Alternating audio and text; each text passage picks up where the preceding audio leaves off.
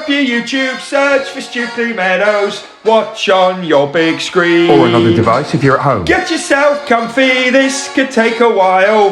What a happy scene. Something new every day for your long-term memory.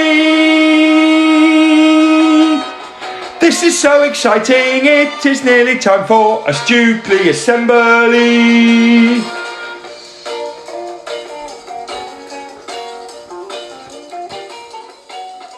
Morning or good afternoon everybody, and welcome to our Wednesday reading assembly. Oh, I've normally moved this over, sorry.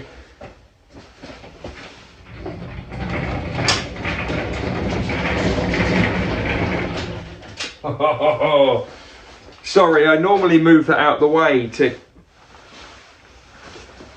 For each other we, every day we, to improve we, together we will.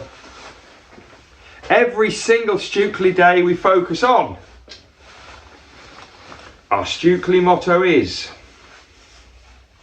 our Stukeley curriculum is, our Stukeley plan for home learning is. 4 words that make the magic happen.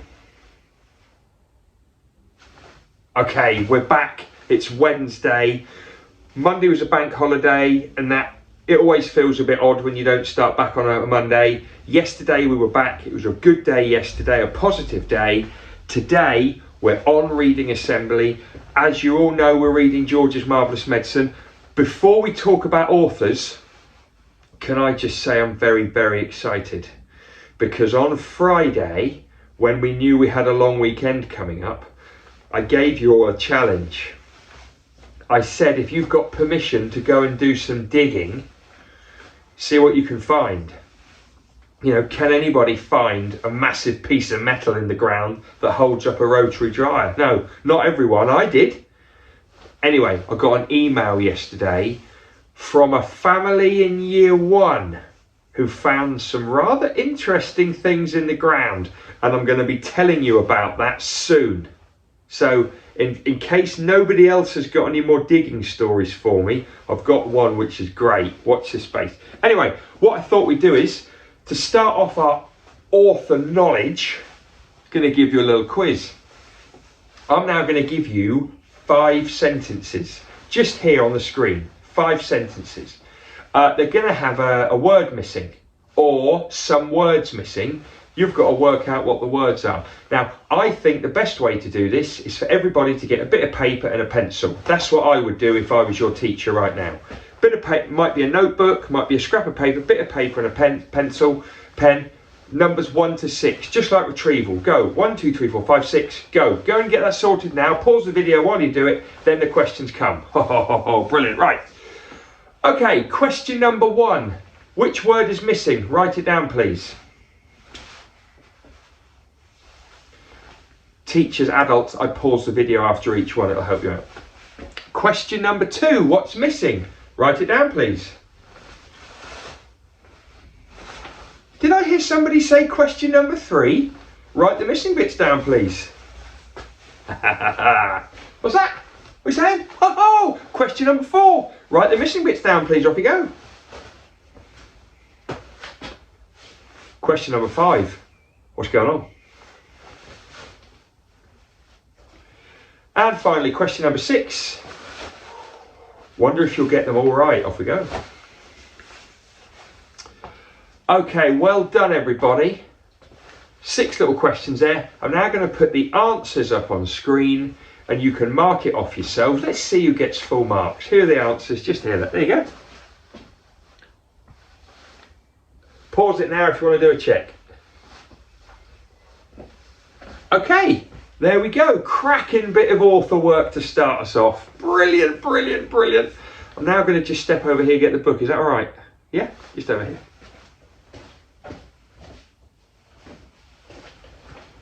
Don't forget we're on George's Marvellous Medicine, one of Roald Dahl's all-time classic books. And I've got my little George Cranky bookmark. So we're about to read the Brown Hen chapter, but and this is important, don't forget where we came from. So we started the book. George lives with his family. His gran lives in the farmhouse with him. His dad's out, his mum goes out, leaves him there with his gran, his nan, grandma. She's horrible to him. She's a bully. She's nasty to him. He basically scared of her. He goes off to get her medicine, decides to make his own one up. I know lots of you hate me doing this. I know you do, but I'm going to show you the medicine every week because I've still got some. I'm just going to grab it. Oh, incredible. Oh, it's getting heavier. Here's the medicine, everyone. Still some liquid in there. All right, it's just... Yeah. I know some of you don't like this, but come on, live a little. So still some liquid in here.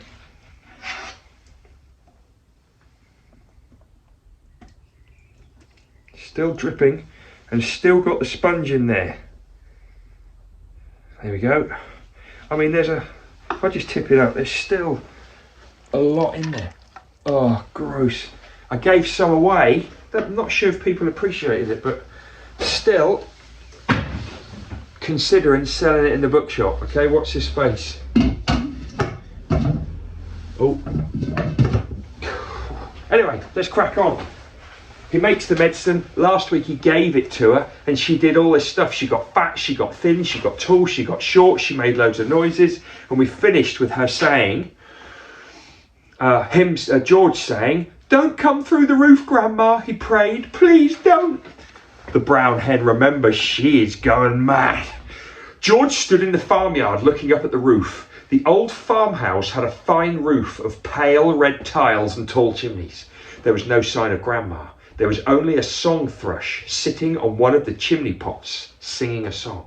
The old wurzels got stuck in the attic, George thought. Oh no! But thank goodness for that. She hasn't come through the roof. Suddenly, a tile came clattering down from the roof and it fell into the yard. The song thrush took off fast and flew away. Then another tile came down. Then half a dozen more. And then very slowly, like some weird monster rising up from the deep, Grandma's head came whoop, through the roof. Then her scrawny neck and the tops of her shoulders. "How am I doing, boy?" she shouted. "How's that for a bash up?" Don't you think you better stop now, Grandma?" George called out. "I have stopped," she answered. "I feel terrific. Didn't I tell you I had magic powers? Didn't I warn you I had wizardry in the tips of my fingers? But you wouldn't listen to me, would you? You wouldn't listen to your old Grandma." "You didn't do this, Grandma," George shouted back to her. "I did it. I made you a new medicine." "A new medicine? You? What rubbish!" she yelled. I did, shouted George. "You're lying as usual," Grandma yelled. "You're always lying." I'm not lying, Grandma. I swear I'm not." The wrinkled old face high up on the roof stared down suspiciously at George. "Are you telling me you actually made a new medicine all by yourself?" "Yes, Grandma, all by myself." "I don't believe you," she answered. "But I'm very comfortable up here. Fetch me a cup of tea." A brown hen was pecking about in the yard close to where George was standing. The hen gave George an idea. Quickly, he uncorked the medicine bottle and poured some of the brown stuff into the spoon. "Watch this, Grandma!" he shouted. He crouched down, holding out the spoon to the brown hen. "Chicken, chicken," he said. "Buck, buck, buck, buck, chicken, buck, buck, chick, chick, chick, chick, chicken. Come here, have some of this." Chickens are stupid birds and very greedy. They think everything is food. This one thought the spoon was full of corn. It hopped over, it put its head on one side and looked at the spoon. "Come on, chicken, buck, buck, buck," George said. "Chick, chick, chick, chick, chicken, chick, chick, chick, chicken." The brown hen stretched its neck towards the spoon and went peck. It got a beak full of medicine. The effect was electric.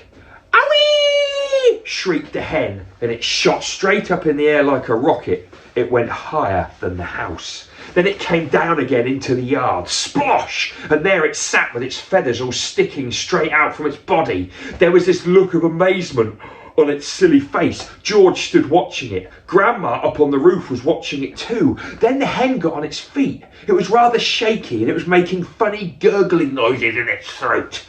Its beak was opening and shutting. It seemed like a pretty sick hen. "You've done it, you stupid boy," Grandma shouted. "The hen's going to die. Your father will be after you now. He'll give you socks and it'll serve you right." All of a sudden, black smoke started pouring out of the hen's beak. "It's on fire!" yelled Grandma. "The hen's on fire!" George ran to the water trough to get a bucket of water. "That hen, it'll be roasted and ready for eating in a moment," shouted Grandma. George sloshed the bucket of water over the hen. There was a sizzling sound. Shh! And the smoke went away. "Old hen's laid his last egg," shouted Grandma. "Hens don't do any laying after they've been on fire." Now that fire was out, the hen seemed better. It stood up properly. It flapped its wings, then it crouched down low to the ground as if it was ready to do a jump. It did jump. It jumped high in the air, turned a somersault and landed back on its feet. "It's a circus hen!" Grandma shouted from the rooftop. "It's a flipping acrobat!"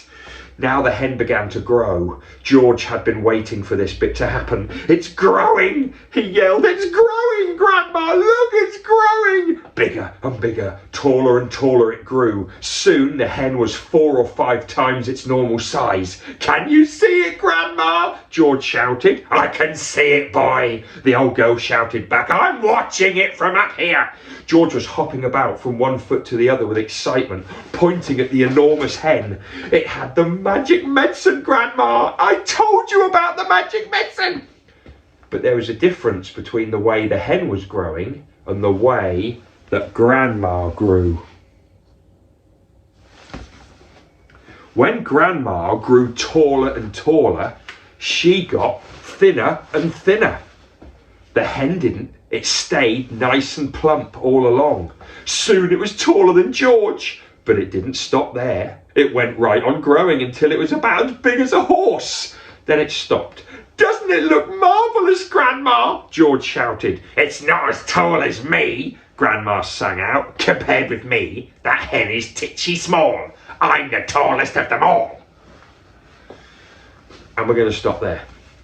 Next week we'll read the pig, the bullocks, the sheep, the pony and the nanny goat. Big old chapter coming up. I'll get my top trump card. In it goes. Beautiful. Okay everyone, that was a quick chapter today because I've got lots to pack in.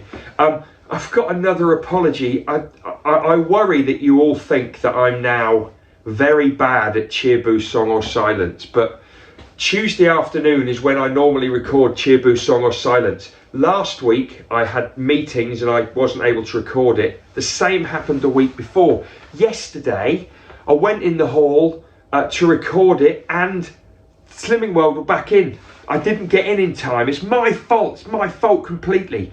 And I think we had a club in there after school as well. So anyway, I need a different plan. Anyway, I hope you're not too disappointed. Here is another nostalgic. Remember, nostalgic means something from the past that's made us happy. A nostalgic Cheer Boo Song or Silence. Check this out. Will they get to cheer or will they get to boo? With either one there must not be violence.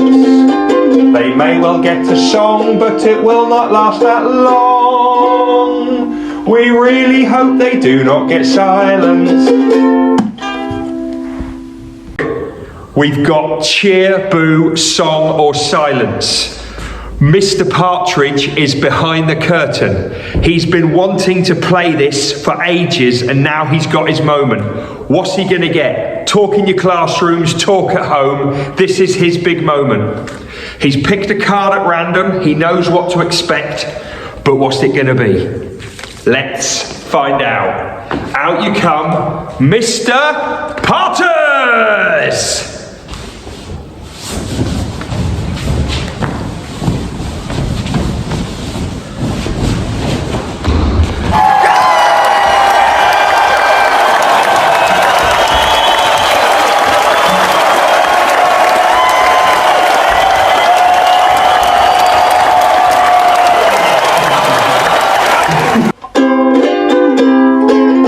Get to cheer, or will they get to boo? With either one there must not be violence.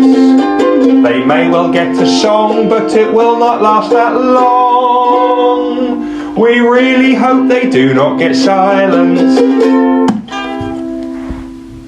I told you it was a good one. Sometimes they say the old ones are the best. Have you heard that saying before? The old ones are the best? Some of those cheer boos are incredible. Right. We're on to shout outs. We didn't have any birthdays yesterday. We make up for it today. We've got 5 Stukeley birthdays. Oh yes we have. Happy birthday to Josh D in year 5, Ollie G in year 6, Robert in year 6, Gabby in year 6 and Renesmee in year 4. Happy birthday you 5. That's close to the most, might even be the most Stukeley birthdays we've had in one day. Who knows? Happy birthday all of you. Glad with your friends. Hope you had celebrations at the weekend and you've got more to come, I'm sure. Enjoy today, a day that you won't forget. I can say that a lot, but it's true. These lockdown birthdays are really an interesting time to have a birthday. Didn't get to do Rockstars, Numbots and celebration-y maths bits yesterday. So here's the funky music. Who's been doing lots of maths? Jam is stored in jars. Who's been calculating lots on Numbots and TT Rockstars? Who's been doing lots of maths? Jam is stored in jars. Who's been calculating lots on Numbots and TT Rockstars? Okay, foundation stage. Still not that many children going on Numbots, so I'm going to give some information to your teachers today to try and get a few more on it. Well done Juniper with 12,800 points, Rowan with 12,005 points, so Juniper take it just. Well done to Matthew, Ali and Luca for top 3 places, and then Reese, Samuel and Amanda for top 3 places. Well done you 6, well done everybody that took part this week. Year 1, Cherry got 15,550 points in Numbots this last week. Magnolia 18,338. Magnolia take it. Top 3 players in Magnolia, Harriet, Evan and Linda. Top 3 players in Cherry, Arabella, Eden and Hugo. Well done you 6. Now are you all sitting down? Are you all ready for this next announcement? Last week I went into year 2 and I said to Maple class, come on Maple class, sort yourselves out. You're getting beaten by Pine every single week and I've just about had enough. Well, thanks to Maple class all stepping it up. Thanks to Angus in particular doing the most incredible sessions on Rockstars. I mean, he looks like he had a great bank holiday on Rockstars. Great work Angus. For the first time almost ever, Pine 27,454, Maple 30,484.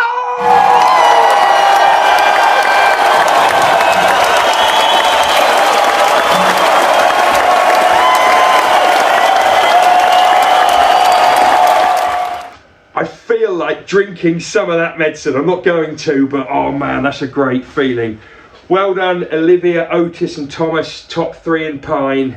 Well done Angus, Leon and Jack, top 3 in Maple. Angus in particular with an absolutely astronomical score.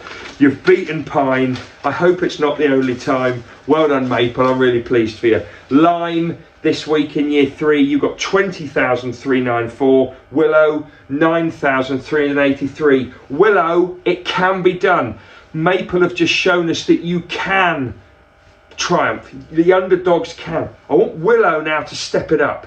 If Maple can do it, Willow can follow suit. Come on! Top 3 players, Adam, Harry and Cameron in Willow, Charlotte, Bo and Rose in Lime. I think that's a top finish for Charlotte, first ever one, I think. Not sure, well done Charlotte. Year 4, Birch 10,581, Acacia 7,202, Birch, Bowen, Kieran and Harrison top 3, Acacia, Alan, Sowler and Edward top 3. Well done you 6. Year 5, Beach 17,535, Chestnut 13,001. Don't often get a beach victory. It's all going off today. Top 3 players, Munaza, Oscar and Ava, Max, Tashina and Isabella. Well done all of you 6. And finally year 6, we've got Oak Class got 14,247, Sycamore 12,208. Top 6 players, George, Georgia, Heather, Janet, Jessica, Priska.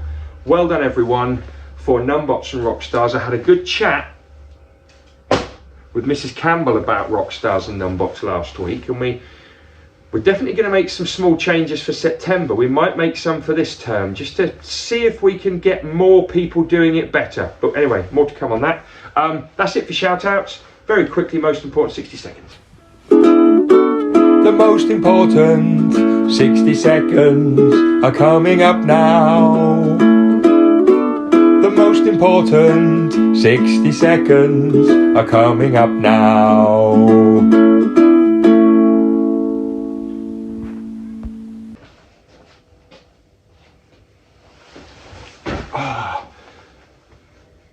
Well done and thank you to about 408 children that are doing the right thing at playtimes and lunchtimes. You're walking to and from places in silence to get there quickly and quietly and sensibly.